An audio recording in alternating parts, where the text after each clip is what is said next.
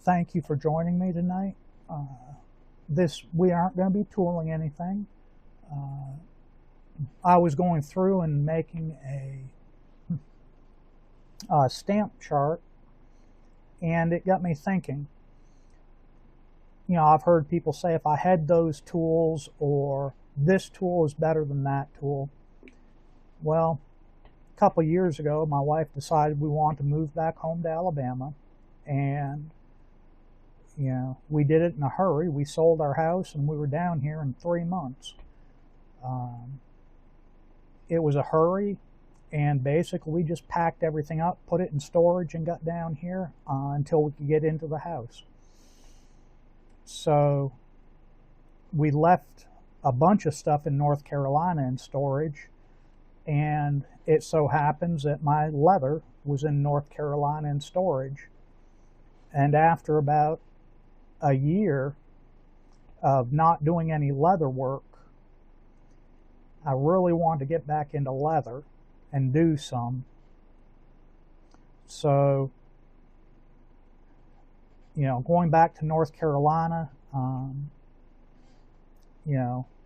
with a trailer and getting stuff, it's a little bit of time, and um, you know, diesel's kind of expensive when you're towing a big trailer.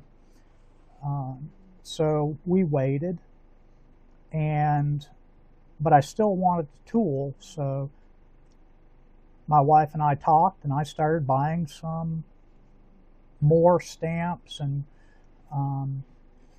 some things so I could do some tooling until I could get up there. And I was using, mid-grade stuff, entry to mid-grade, tooling just fine. I did some modifications to some, and finally,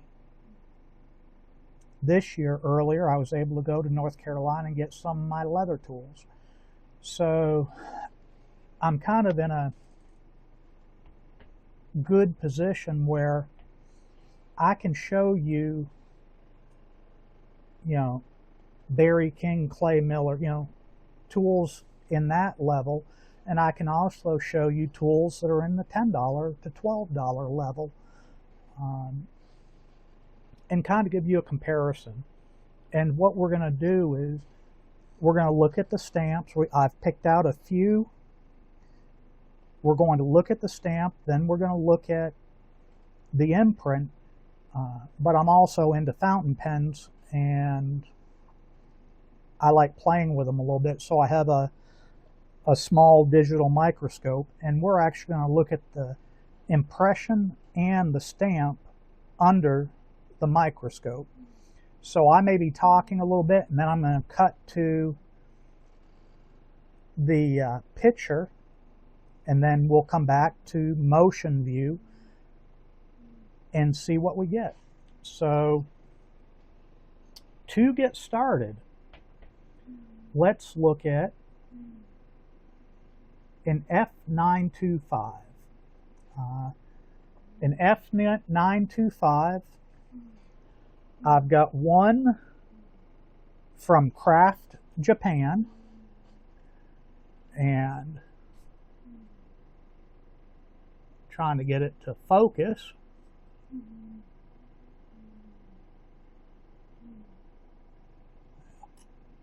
There we go. Can't tell a whole lot, but that's from Craft Japan, and I'll show you F925 Craft Japan. We're going to set that one up here.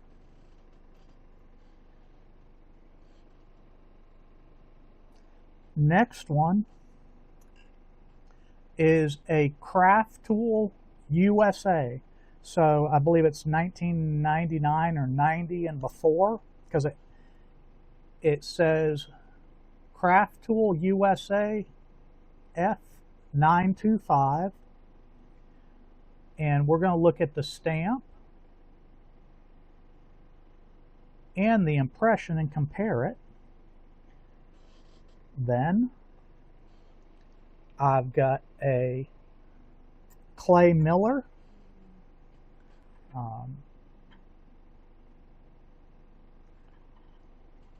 F925. I got these about 6 years ago or so from him. So we have that one to compare. And finally, I have a modern craft tool, or I can't say it's craft tool. It doesn't have any maker on it, but it's an F925, and it's one that I've modified to make it do what I want. So what we're going to do, we're going to look under the microscope.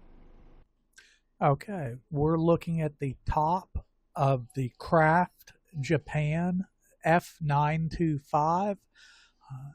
You can see that the serrations are V'd fairly decent, fairly clean. Now we're going to look at the bottom of the Craft Japan F925, and you can see the serrations are fairly sharp. Next, we're going to go to the Craft Tool USA F925. I don't know how old this is. You can see it's kind of worn down. On the inside, you can see kind of flattened out, but from my understanding, they finish these up by hand, so those may be some tooling marks. Now we're looking at the clay miller F925, fairly sharp serrations on top with the V's. On the bottom, fairly, clean grooves on there also, fairly sharp. Looks pretty good. Next one is a Craft Japan F925 custom that I ground the top down to make it narrower, so you can still see a few marks on the bottom. I did use a file to touch up a little bit, and you can see some of my filing in there. We're going to start F925 Craft Japan.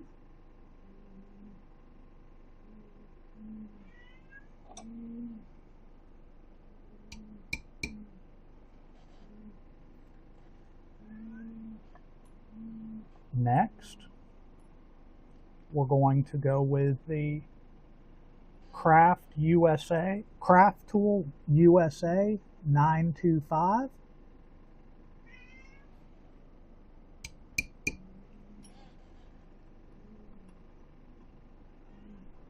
Next, we're going to go with the clay miller 925.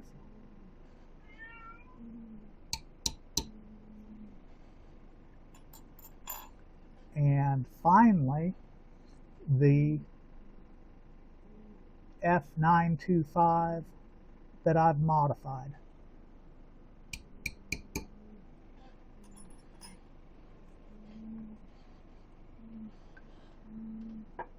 Okay.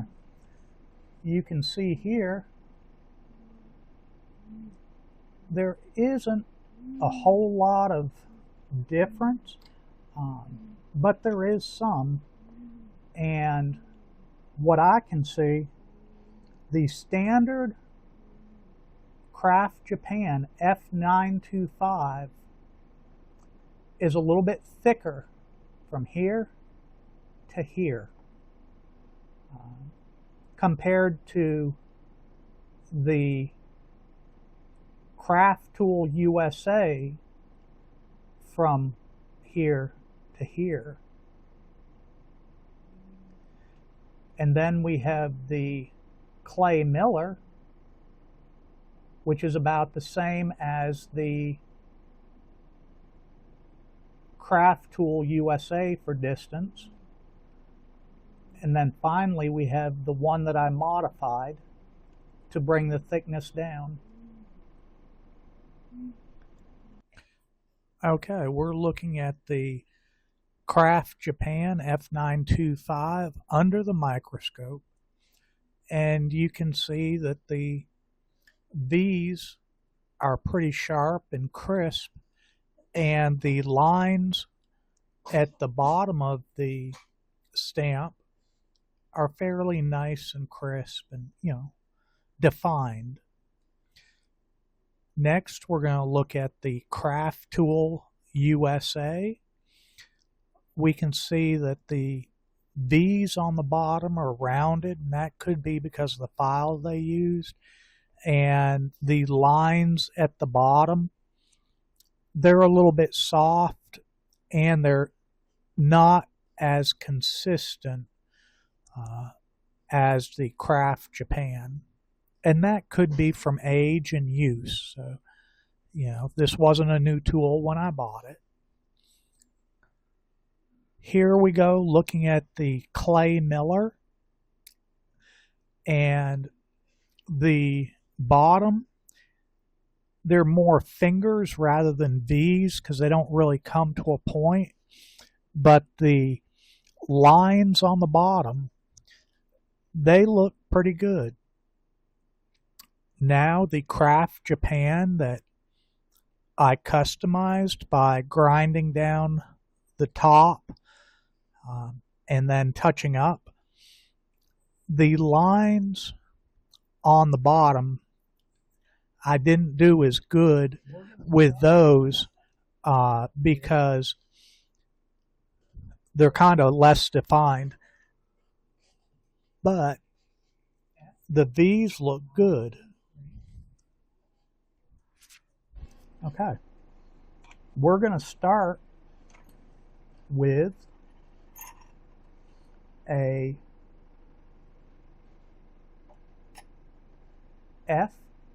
F933 from Craft Japan. This is a little bit hard to show you because getting it to pick up, there you go. And then we'll do the same as we did before. We'll try to look at the microscope. Next, we're going to go to a craft tool, F933.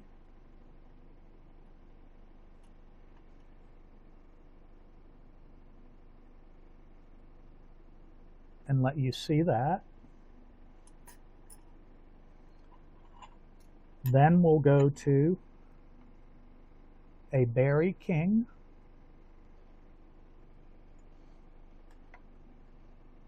He doesn't list this as a 933, but it's real close, and I think it falls within that window. Now we have a clay miller.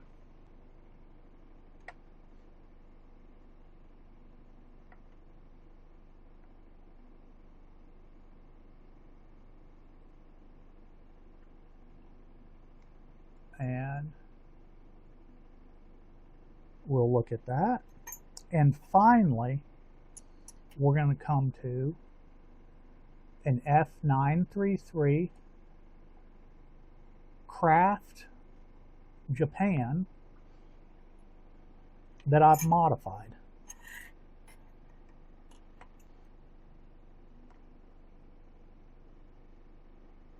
And we'll see how that does. Okay, we're looking under the microscope now at the F933 Craft Japan, and you can see on the top the lines, they're bead, but they're not real deep, or they don't look super defined. On the bottom, we can see the V cuts on the bottom, and they look pretty sharp and defined, and the tool looks pretty good. Next, we're looking at the craft tool. You can look at the top, and the lines are coming down. They're rounded. To me, they look kind of mushy. Not really sure, how to say it. The bottom looks fairly decent, like it's cut in pretty good. We'll see how they look. Next, we're looking at the Berry King. This one's nice. The lines are sharp, defined, and deep. The top of it, it looks real good. The bottom of it looks real good also. You can see the V's on the bottom. They're sharp, crisp. What more can I say about it other than, this tool should leave a real nice impression. The finish is clean. Next is the clay miller. You can see the lines and the finish. This is one I use quite a bit, and I do get good impressions out of it. So it works well. The bottom of it, you can see the filing on the bottom. It's crisp, and it leaves a decent impression that I use. Next, we're looking at the Craft Japan. This is the tool that I modified by grinding off the top. I did do some refiling on it, but I ground that top and rounded it, and I took off a pretty good amount to draw it down and get the shape I wanted. The bottom, it looks pretty rough because I ground the ears on the bottom and I flattened it and brought it up and cleaned it up. The filing on the inside's decent. It's pretty sharp.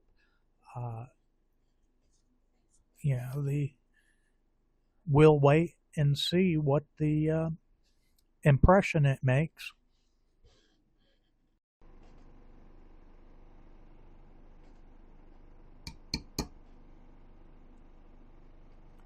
Next, we'll go to the craft tool.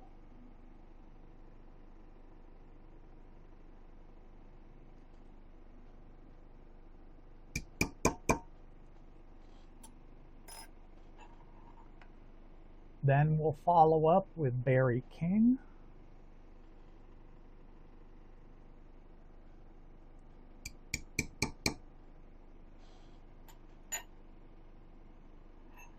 Then Clay Miller.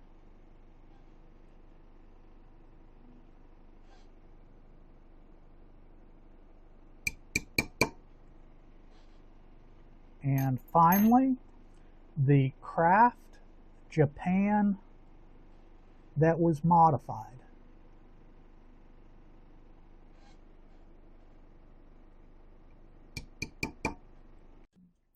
Here we're looking at the Craft Japan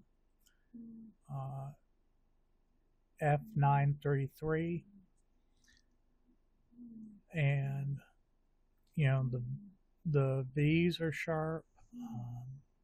The lines at the bottom, okay, they're a little bit soft, but the tails coming down are pretty long. And when we're stamping, we're usually rocking it on its back. The next is the craft tool, F933. Fingers are sharp. The legs aren't nearly as long, and the lines, they're fairly defined right there. And again, we're going to lean this tool towards us, so those legs are going to be doing a lot of cutting. The Berry King, it's the V's are very sharp, the lines are crisp, and the legs are sharp and crisp.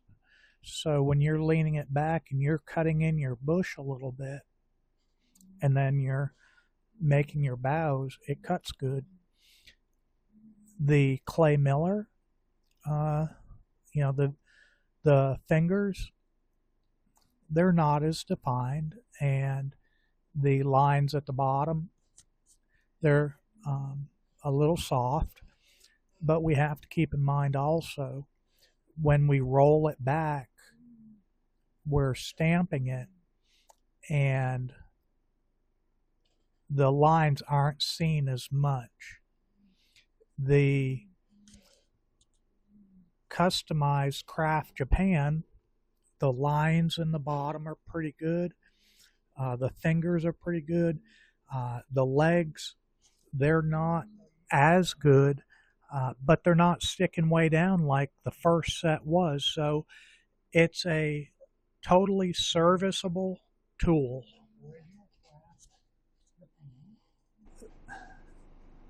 So you can see that the original Craft Japan, it's got pretty long legs, fairly sharp points. Then we have the Craft tool here. The points, it doesn't have as long a legs.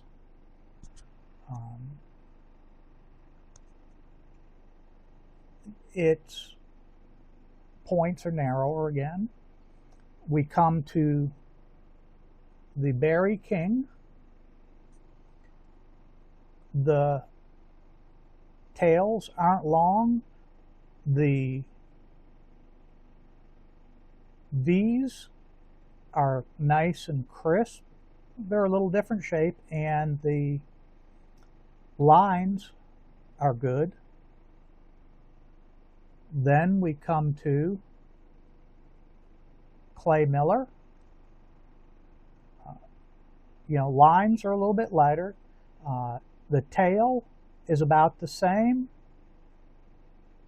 and the serrations, the V's are pretty good. Then we'll come to the modified Craft Japan. The tails are shorter, somewhat in line with the Berry King clay miller. The top of the lines is shorter, in line with the 3 custom made. You can see the lines here are longer up here than the Berry King or the clay miller or the Craft Japan that I modified. It seems to be in the same line. The Berry King, the clay miller, and the Craft Japan that I modified, I use all 3 of those, and I can use them interchangeably. What I find that I like is each one of those has a little bit of a different look. So I can get away by making different bushes. They'll have a little bit of a different texture and variety. And that's what I'm looking for, is that variety. There, of those three, neither one is better, but it has a different flavor. The first one I have a hard time using because of those long, thin legs. The craft tool I can use, and it works fine. I just roll it a little bit more, so I limit those top lines on top, but it's not my favorite. If I was to use that one quite a bit, I would modify it to bring that top down, and then I'd be happy with it. Well, we've looked at the stamps. We've looked at them under the microscope, and if you're like me, this is about as clear as mud.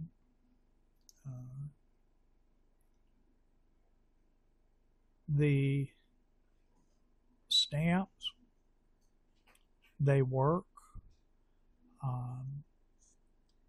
Can I see a little bit of difference between a $10 or $15 stamp and a more high-end stamp? Yes, I can. Is it going to make the difference between a good tooling and a bad tooling? I don't think so. I'm of the belief that the person holding the tool and running it has much more impact than the tool itself. You could give these, lower end tools, to a top tooler, Jurgen or Annie or Jim, take your pick. And they could make those tools sing, and somebody like me or somebody else,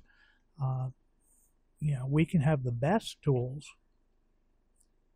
and we won't be at that caliber yet.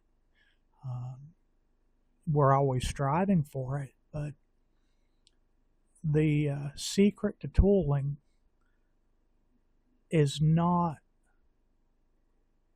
the amount of money you spend on tools. It's more the amount of time you spend at the bench. I appreciate the time you've spent with me on this journey.